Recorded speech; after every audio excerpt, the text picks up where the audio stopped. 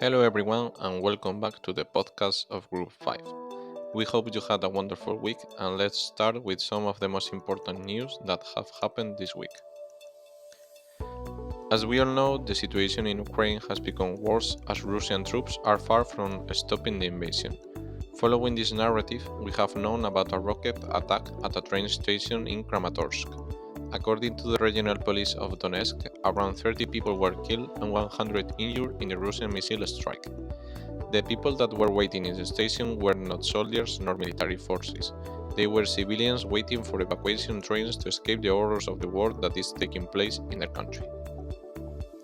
Moving on to new things, we encountered a terrorist attack in Tel Aviv, Israel.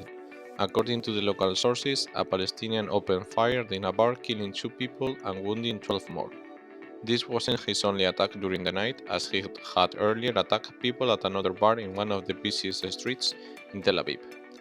The gunman was later killed after a brief gun battle with counter-terrorism and security agents.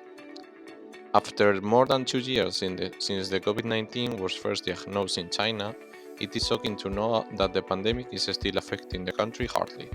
Recently, in the city of Shanghai, more than 19,000 COVID cases were diagnosed, which led the government to impose a mandatory lockdown to more than 26 million inhabitants.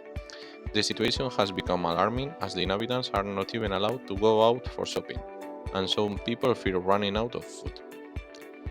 Finally, moving on to Spain, we have an important announcement made by the government regarding the COVID-19 situation. It was announced by Prime Minister Pedro Sánchez that the use of face masks indoors will not be mandatory from the 20th of April onwards.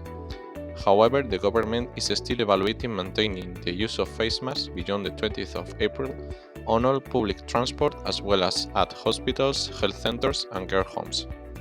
But it will not be mandatory in shops, bars, restaurants, hotels, indoor cultural venues and schools.